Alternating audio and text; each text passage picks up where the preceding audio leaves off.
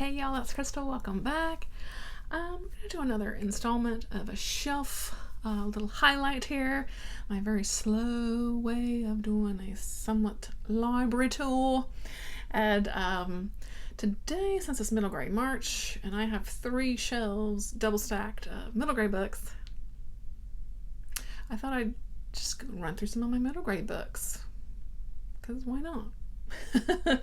So I've pulled about, I don't even know. I've pulled 1 stack off of a double stacked shelf for us to just kind of run through today. And yeah, as always, I'd love to know if you've read any of these. Are any of these your favorite or anything? I'd love to know. So yeah, let's get started. I've got The Legend of Skeleton Man by Joseph Bruchac. I recently read this one, and it was pretty good, and a lot of sort of indigenous lore wrapped into this story, which Bruchac does, you know, and this involves the story of a skeleton man. Pretty good. I've got another Bruchac here, Night Wings. That great cover. About the power of dreams as nightmare visions of a fearsome winged creature are becoming all too real. That sounds great. I haven't read that one yet. And another Bruchac I have not read is Bear Walker. Neither human nor animal, but something in between. That one sounds pretty good too. I've got Ruby and Olivia by Rachel Hawkins. I love this cover. So it says, Ruby and Olivia do not get along. They seem like they're total opposites. But now they're stuck all day together at a community service day camp for troublemakers. Uh-oh. They're cataloging something of this old house. Wait, is that old doll watching them? Okay. I think that's probably why I picked this book up. Sounds spooky. I have The Elephant in the Room by Holly Goldberg Sloan. Gorgeous cover. Isn't this beautiful? Oh man. I know this is about an elephant. I think someone trying to save an elephant. I'm not totally sure. I got this in one of my Alcrate Junior boxes when I got those for a little while. So it was a really fun middle grade book box. Even the book itself is hot pink. Yeah. Beautiful book. It sounds really lovely. This is an older story. I've not read this one though. The House with the Clock in Its Walls. Who's this? Belair. John Bel. No, hold on. Yeah, Bellairs. John Bellairs. What do you say? And yeah, I don't know too much about it. I know it's an older-ish book. Let's see. 1973. So I know there was a movie, I think, with Jack Black. I didn't watch that either, but another some spooky vibe book. I have a Pam Munoz, Ryan Becoming Naomi Leon. This sounds like a girl. We have Naomi. She has a lot to deal with. Her difficulty speaking up. She's considered nobody special, but according to her grandmother, problems can be overcome with positive thinking. Looks like an adventure ensues. Pam Munoz Ryan. She's a good author. She's written a lot of middle grade books. Catherine Arden's Dead Voices. This is part of her sort of, I guess, seasonal series that she does for middle grade books. And this was the wintry one, Dead Voices, where the characters are all, they went up to this sort of chalet, a ski chalet lodge, and maybe get trapped there. It was pretty spooky. I guess I'll consider this middle grade. The Halloween Tree, Ray Bradbury. This is a great Halloween read, of course. Trick-or-treaters on Halloween night, they're sort of, they have to go out and find their friend who has kind of been whisked away, and they set on this little journey to go to find him. Holly Black's Doll Bones is pretty good. It's a story about a creepy doll. So if you're into creepy doll stories, it was pretty good. It was pretty a good one. And this doll is, yeah, she's definitely creepy. This is a fun one. America's Most Haunted True Scary Places. I know I picked this up at a thrift store, and I know I picked it up because one of the stories in here is set in a North Carolina town where witnesses have seen ghostly lights for centuries. Dun, dun, dun.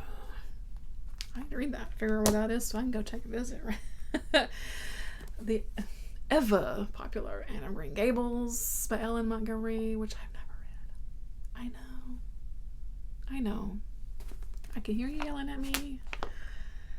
I know. I need to read Anne of Green Gables at some point.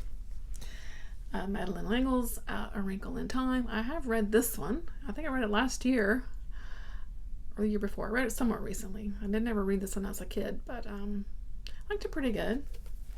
It was kind of strange at times, but it was pretty good.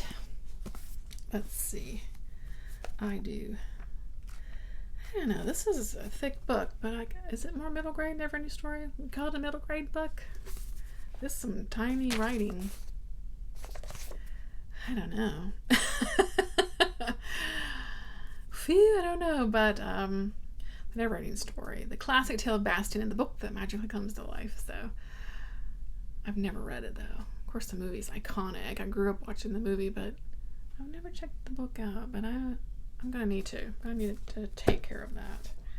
Recently talked about this one on the channel as Sounder by William H. Armstrong. Read this one very recently, and it was really wonderful. And I would recommend this. This was an older book, 1969. Book about a sort of sharecropper and sort of the hardships that come, I'll say. This is Willowwood by Cecilia Gallant, or Gallant, I'm not sure. This is a book I bought for my Down syndrome project, reading books that have characters with Down syndrome, but I've not gotten to this one yet. But I know there's a young girl here. Let's see. Lily, yep. Looks like a neighbor introduces her to a man named Bernard, who offers her a part-time job at the store and at a pet store, and Bernard's son Nate is the guy with Down syndrome in the book. So I'm guessing maybe they form some sort of friendship. I'm not sure, but it was just one I was going to read for that sort of project that I had going on. Let's see, I've got Breadcrumbs by Anne Ursu. I read this one pretty recently, and it was pretty good. Nice kind of middle grade fantasy story about this little girl and her friend. Her friend kind of gets taken and lost into the woods, and she goes to find him because no one else seems to believe that he's missing. So it was pretty good. I've watched Hollow by Gregory Fanaro, and this one's pretty good too. It's got a really cool house in it and some creepy woods. So these kids, their family, I forget why they go to the house. I think the father is doing some work at the house. I can't remember now, but well, you're right. Their father is there to fix the clock. There's something special about this clock, and how it ties into everything, and some things that happened in the past, and it's got some little spookiness to it, and such an amazing cover. And there's a book too for this too that I have read, though I don't own it, but that kind of continues the story too. Yeah, very good little spooky middle grade story. All right, let's see. This is, I put it on my middle grade stuff. I don't know, maybe I should go somewhere else. But this is a Cinderella and the little glass slipper. I bought this because it's illustrated by Camille Rose Garcia, who's one of my favorite artists. And she just, I mean, Some of her gorgeous artwork is all throughout this edition.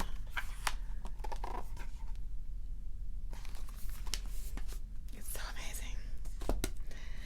Diane Wynne Jones's Howl's Moving Castle. I read this one somewhat recently too, last year I believe. Very fun, it's kind of fantasy about I don't even know how to explain. It's kind of a zany story, but it was pretty good. I enjoyed that one.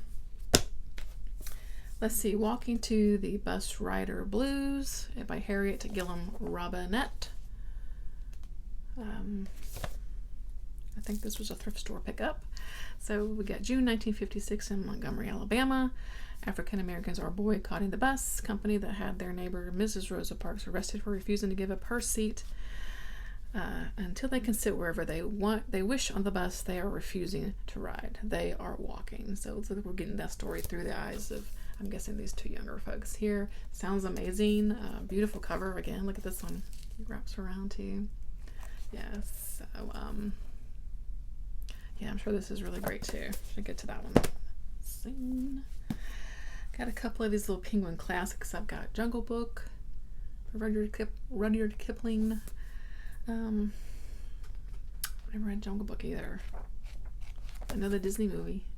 That's about it. Yeah, it's just one I've never read. I'm sure it's good, right? And the same with this one, Wind in the Willows. I've never read this one. Kenneth Graham's Wind in the Willows. Yeah, I never read it, but these are really cute little penguins. Because of Winn-Dixie by Kate DiCamillo. Kate DiCamillo is another like prolific middle grade author. I've never read this one either. It's a story about a dog, so I don't know. I know there's a movie. I never watched the movie either. I don't know. Is this a sad dog book? Let me know. Of course, Charlotte's Web. I mean, classic of children's literature, Charlotte's Web by E.B. White. I've definitely read this book when I was a kid, and I used to love the animated version of it. That's some pig, you know. It's a wonderful story. I love Charlotte. All right, The Moor Child by Eloise McGraw. This was a Newbery Honor book. I do have that lifelong project of reading Newbery winners, but I picked this. This was, I'm sure, a thrift store book. Let's see. Half Moor folk and half human and unable to shapeshift or disappear at will, Mogul threatens the safety of the band. So the folk banish her and send her to live among humans as a changeling. So looks like our story goes from there. Sounds pretty good. Bit of a fantasy. This is from, what is the year? 1996. I do have books 1 and 2 of Spirit Hunters by Ellen O. And then, what is this one? The Spirit Hunters, The Island of Monsters. I've not read these yet either. Ugh. So many books. So Harper Rain doesn't like her new house from the moment she steps inside. It makes her skin crawl and her hair stand on end.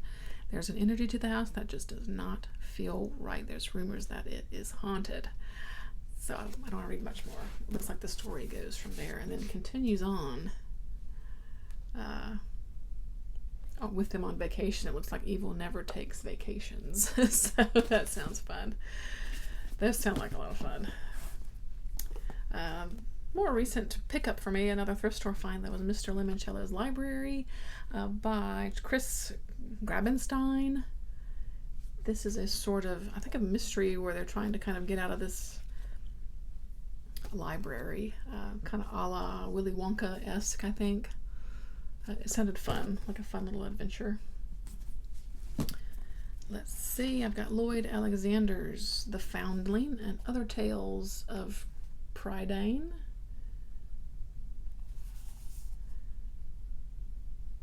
So another, let's see, The world of Prydain is a world of adventure, magic, and most of all, imagination.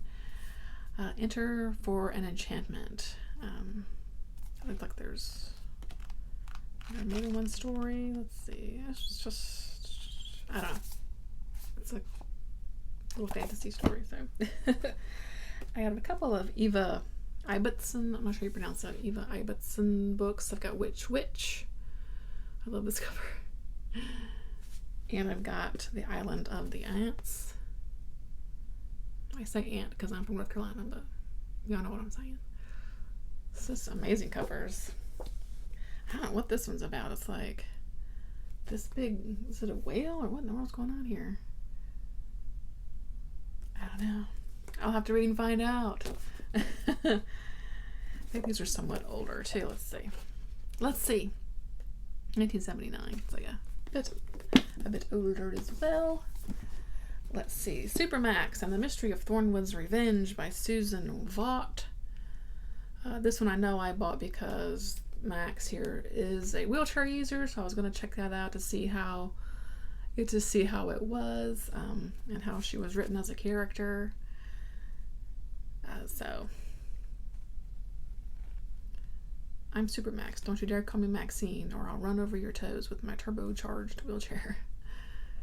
So it looks like there's some sort of mystery of this, spooky house. So it looks cute. We'll see. I think this is a series. I have book 1 of The School of Fear by, is that Giri Daneshvari? Those kids just look cool, right? Very moody. Let's see. So all these kids are afraid of something. They must face their phobias head on as students of the exclusive and elusive School of Fear. It sounds fun. I have book 1 of the Masewa saga, The Barren Grounds by David A. Robertson. This is a portal fantasy, and it is fantastic. It has some indigenous lore woven into it. David Robertson is an indigenous author. The Norway House Cree Nation, and there's this picture there. And I actually need to look because I know it's going to be a series. I don't know if book 2 has been out yet. I gotta look into that because I really enjoyed this story. We've got these two kids here that are in the what's the word I'm looking for? Not orphans, but what's the word? Shit. Y'all know what I'm trying to say. Anyway. They're living with this man and woman, and they discover a portal in their house that takes them to this world. What's it called? A portal opens to Oski, yeah. And they help. I've got these two sort of characters here. There's like a squirrel, and they kind of help in this world here. So that was a very crappy explanation of that book, but anyway. Laurie Hall Sanderson's Fever 1793. I've not read this one either. Oh, I have so many books. But what is this? See, what is this? Fever breaks out. She says in Philadelphia. Doesn't necessarily say what. Is it a yellow fever? I'm wondering, maybe? I'm not sure. So, a historical fiction story. And, excuse me, last one is Cinders and Sparrows by Stefan Bachman. Is it Stefan or Stephen? Beautiful book. This was another book I got in my Outcry Junior. But it kind of wraps around. Very pretty.